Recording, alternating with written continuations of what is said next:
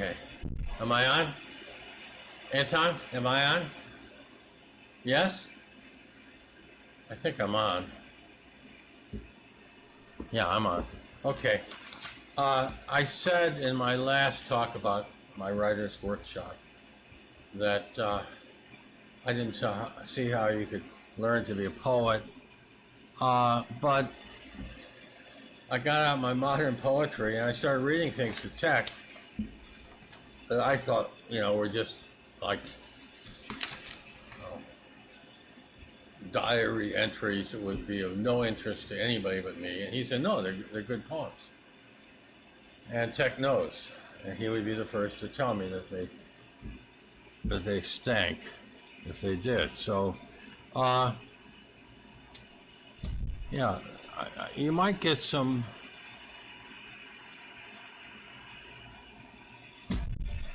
God, this is ghastly stuff. This is years of, it's like diary writing.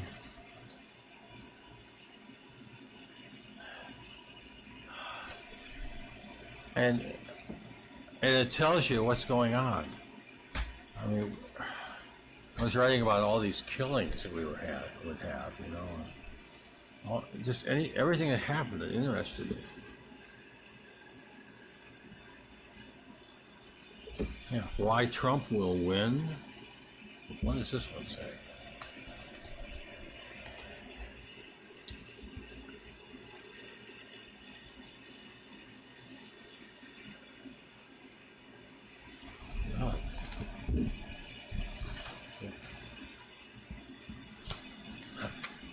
June 24, 15, the killing of the week.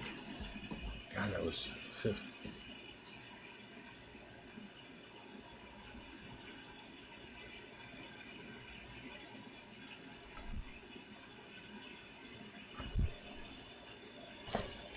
This is a little tiny microscopic print I can hardly read. Why Trump will win.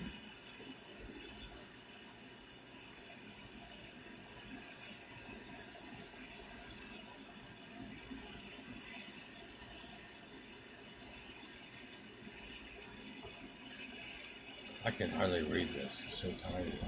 My brother did this for me.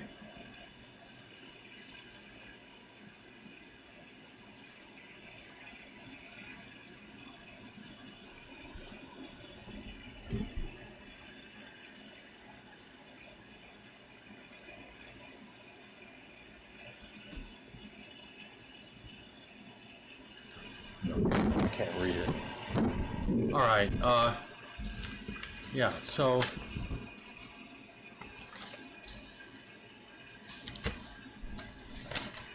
Tech liked fishing for shoes under my bed, and he liked the one about an Israeli we know.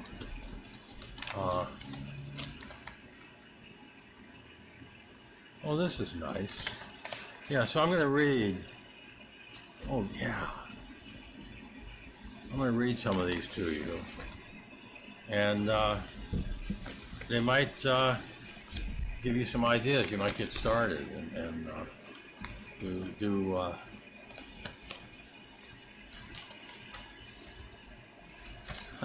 yeah. This is the biggies are everywhere. Stuffing the subway car, strangling me with their pig stink. They are offended by my gagging. They glower at me. Who is feeding them, I ask? It should be a felony to sell them food. They should be held in biggie internment camps and fed on oatmeal and bananas until they shed 10 billion pounds.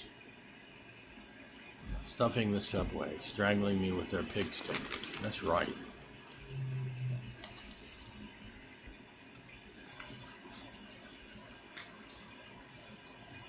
Oh, this is good. I like this. These are diary entries. These are my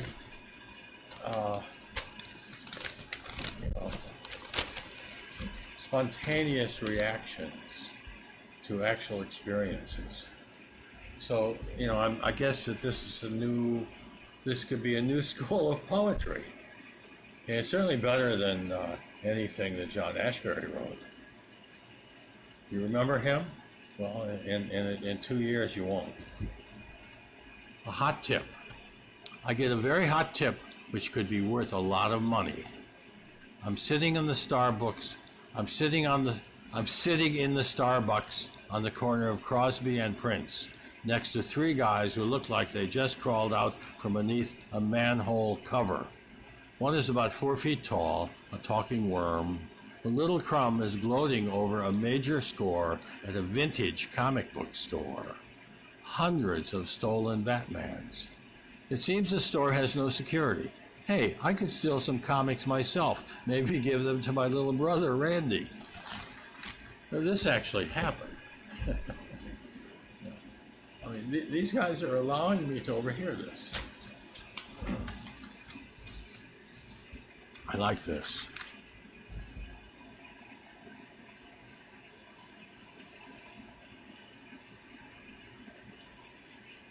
Yeah, I like this.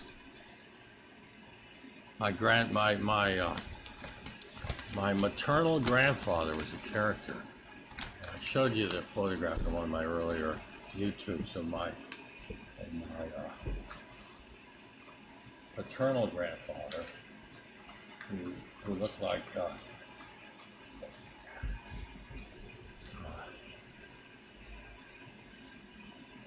Hoover, President Hoover.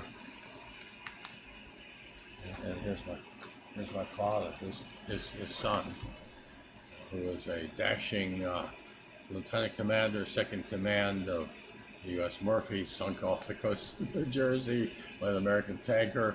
Later, second in command of the U.S. Hubbard, a destroyer that survived kamikaze attacks off Okinawa.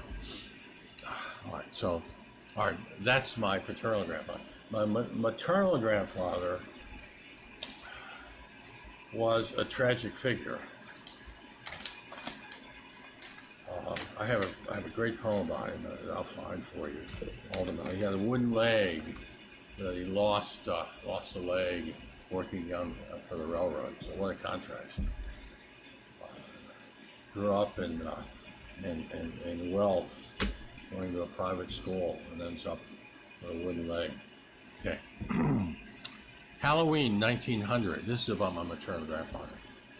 Today, June 15, 2015, I got an email from my 82-year-old second cousin, Nancy, that gave me pause.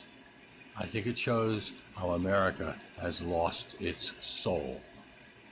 She says Pap Futhy, Edgar, my maternal grandfather, was a notorious prankster as a boy. One Halloween around 1900, he and some accomplices broke into the schoolhouse and walked a cow up a flight of stairs. I can hear their laughter and the ruckus the cow must have made. Now, a cow will walk upstairs but not down. This meant they had to lower it out a window with a sling. Today, they would arrest the kids for breaking an entry. Everyone laughed and said it was Edgar again. Our folkways are gone, and Americans are no longer human. You don't have to agree with me, but this is just how I felt when I read this letter. Wish I could read why Trump will win. The microscopic letter printing I couldn't read. June 24, 2015. The killing of the week. I don't know about you, but I have selective amnesia.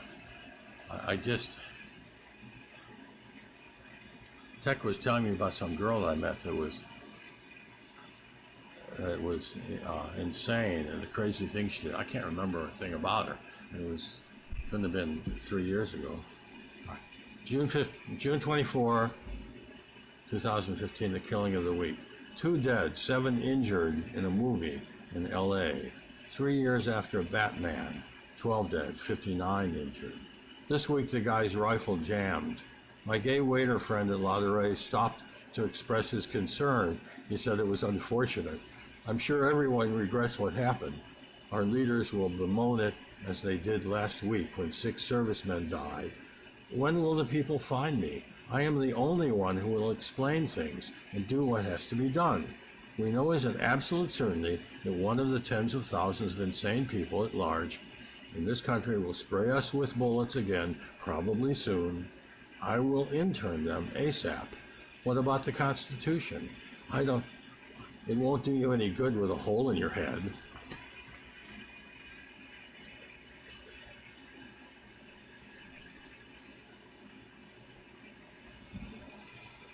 Oh, God. This is the very next poem. It's reading Bukowski last night. I realized why so many thousands read him for decades. Most people never have a friend. Before I met Dr. Dave, I had lived in New York City friendless for 3 years. For me, a friend has to be someone who is not a waste of time, someone I can learn from. Dr. Dave seldom opens his mouth without teaching me something. Not that he's trying to teach. He just has so much to say. I think Bukowski was a friend, probably the only friend for thousands of lonely people. They were happy to hear from him and find out what he had been doing or thinking. They weren't looking for intimations of immortality or ode on a Grecian urn. And he just kept churning out these books and with real bad stuff in it, with some great stuff too, but not a lot. But why would people want to read these really horrible poems? He was always there. He was coming out, a month later with another book. He must have had 30 books of poems, which is cool. Oh God, I was mad at my girlfriend the next day. My bitch, a worthless human being. I feel that as long as I'm consuming food, oxygen, and other natural resources, I have a responsibility to my fellow man to realize my potential fully and to make as much of a contribution as I can. The more I do this, the more I seem to get out of life. So maybe I'm onto something. I even enjoy developing my singing voice. You never know when I will break out into song. I can't understand how my bitch can be so completely worthless. Oh, no, yeah, I missed a line. You never know when I will break out into song. Well, yeah, okay, I'll do this for you now. Whenever people ask me where I'm from, I answer by saying, why, oh, why, oh, did I ever leave Ohio? Okay, that always makes people laugh, which I love to do. Okay, I may do this to answer a question, or maybe just to make people laugh. I can't understand how my bitch can be so completely worthless. When she's not texting or gabbing with her mother or sister or 20 girlfriends, she's doing her makeup. Normal people go to sleep at night. She watches an idiot sitcom called The Office till the wee hours. She can't do anything, and she doesn't know anything. Hell's bells. She's like almost everyone else.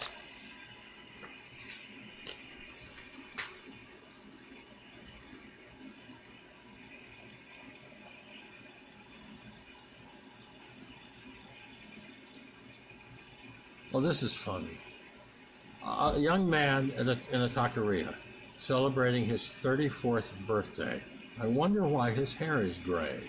I start reciting poetry. He says it must go faster. Never say I in a poem, he says. And faster, please, with fewer words. There's always a better way to say it without the I than with it. And I's are so annoying. He's an interesting sort of a guy with many theories on an endless variety of subjects, but no way to make a living. That's true. That actually happened.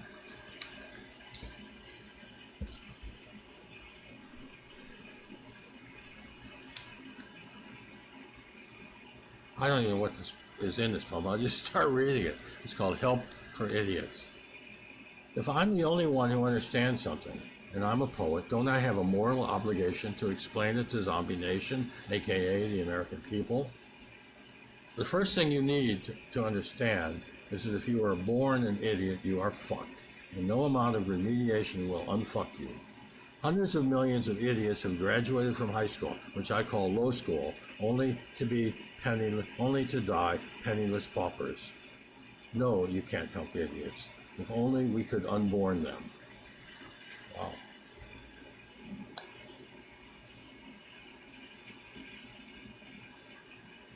All right, well, I don't want to. And this is one praising my daughter. That's too personal. She might not appreciate it. 2 Halloween slobsters.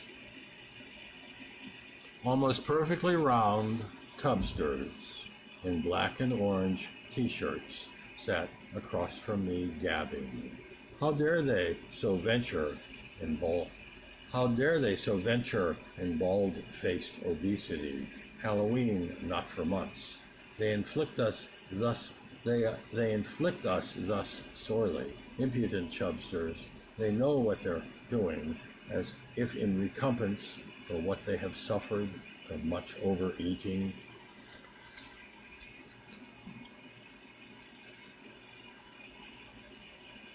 Okay, nobody's gonna like that.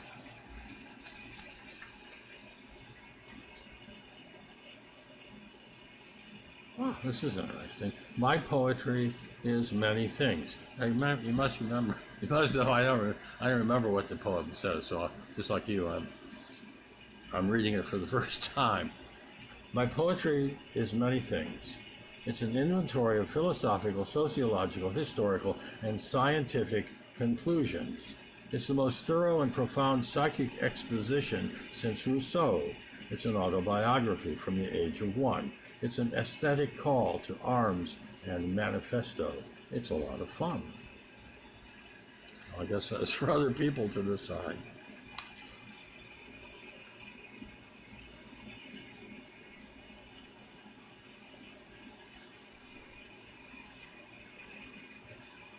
This could be a little dangerous. Footnote to Black Lives Matter. I better read this first.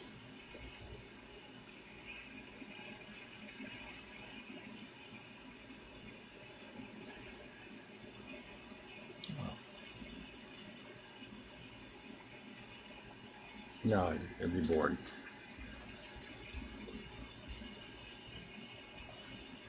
America was once called the land of opportunity.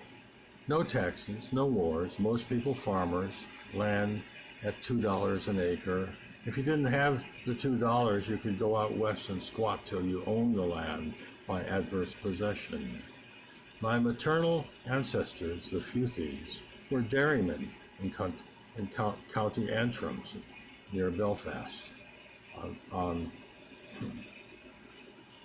Ulstermen, on land that King James planted them on in 1600 in the plantation. Scottish Presbyterians unloved by the Papists to this day. In 1842, they sold their 80-acre farm during the Irish potato famine. My great-great-grandfather, Robert Futhi, wrote in his Bible that, quotes, he wept to sell the farm, which had been the home of the Futhies since the plantation.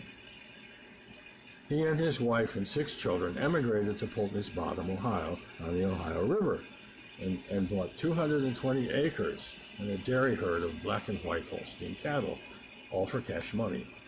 He promptly built a kiln and fired bricks to build the largest house for miles around. In his lifetime, he founded Futhi Lumber and Futhi Sanitary Dairy and died the richest man in town.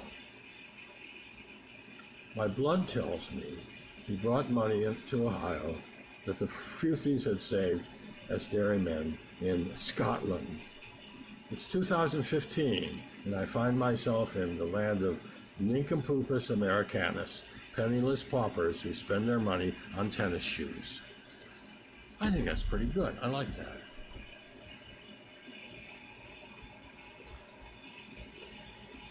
I want all poets to go naked. This should be interesting. I don't mean in the streets. I mean in their poems. It's psychic nakedness I'm talking about. Well, what if my naked psyche offends someone, you ask? Don't I have to be concerned about the feelings of others?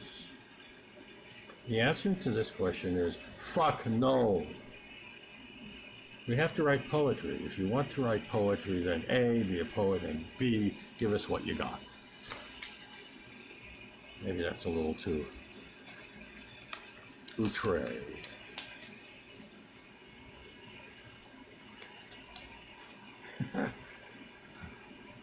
I thought I was the first to write naked poetry, and I found out last night that they've been writing essays about naked poetry for 100 years, but no naked poetry. Poe said you couldn't write it. I guess if anyone could write it, he could. Then why does it come so natural for me? I'm old and rich and I don't give a shit. But that's just for starters. My naked poetry is the unedited, spontaneous response to a stimulus. Can you do it too? No, because you would just say, oh shit, or LOL, or OMG. When I write, I take dictation from my unconscious mind, from my daemon. I'll pause now while you're Googling it. My daemon has been thinking about everything from primate social behavior to evolution to astrophysics since before you were born. My daemon is bursting at the seams. When I start writing, it disgorges its ruminations and conclusions. I thought, great, let me meet someone said,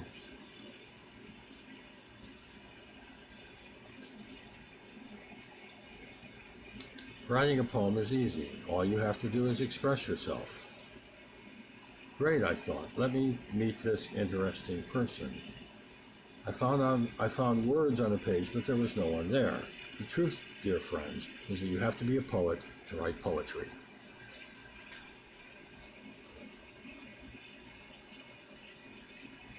That's funny. They've been writing about naked poetry for 100 years, and no one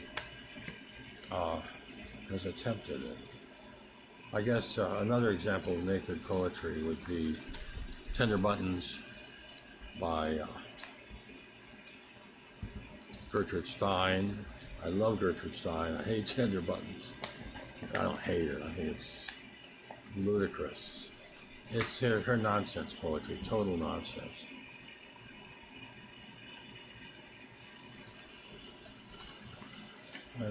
My brother, he has these things in all different print sizes, and some of them are huge and some of them are microscopic. This is all microscopic. I can't read this stuff.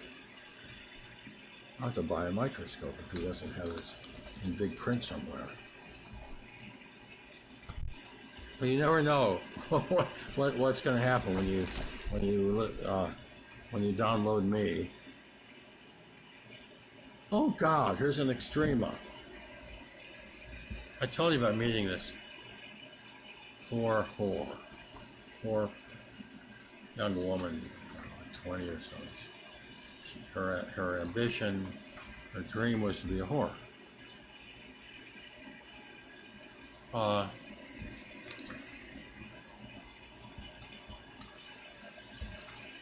call it my dog Extrema. As I just started hanging out with her, I found her very interesting. We played pool, and there's Extrema poem, but it's in microscopic prose. We'll find it later. When I was young,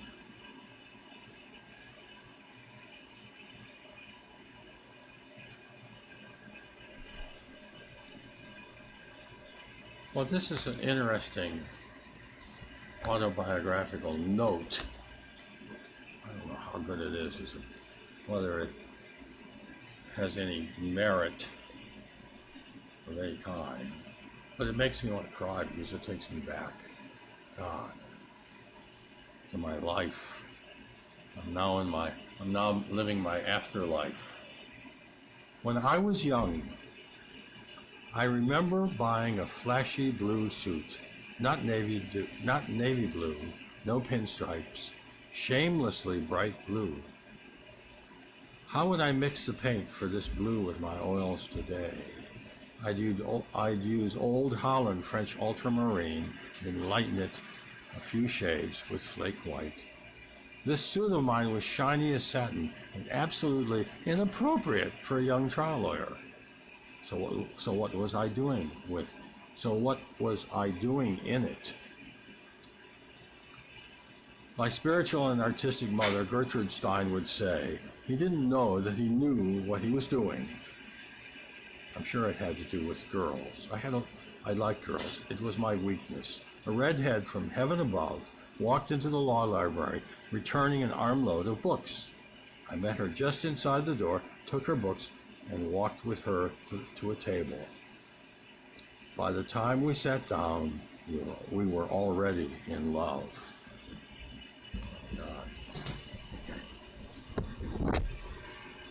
I think I wrote most of these poems in 5 years ago.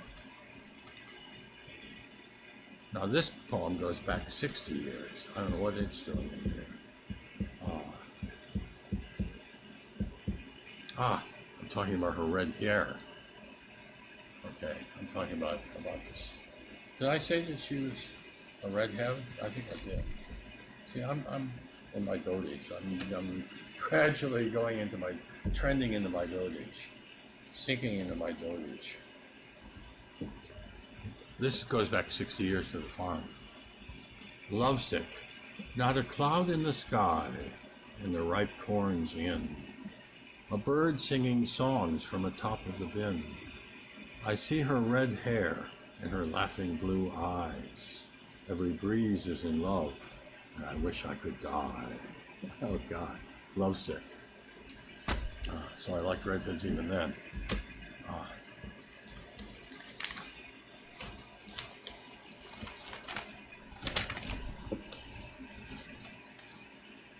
America, all right, Tech liked this, and he approved this. This is what got me going, because I didn't think these were any good, and I hadn't looked at them for years.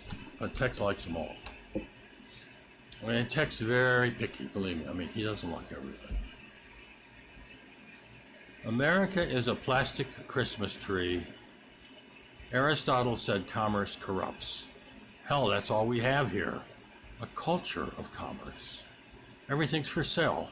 Take an additional 50% off. Hats, shoes, coats, people.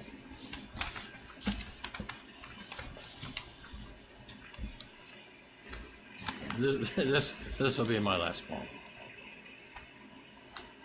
This is my sinking into dotage poem.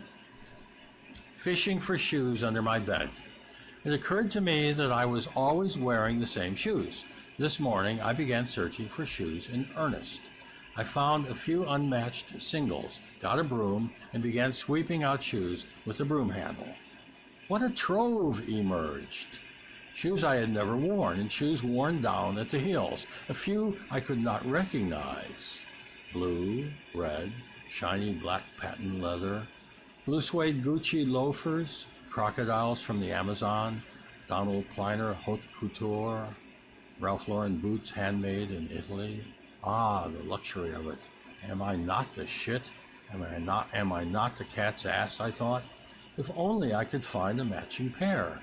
They're under there all right, but I couldn't muster the necessary effort to find the blue ones I had chosen to impress a totally excellent babe. What did the poet say about how way leads on to way? Oh, I'll be back all right. I'll sleep on the matter and may even launch another offensive in the morning. That's enough.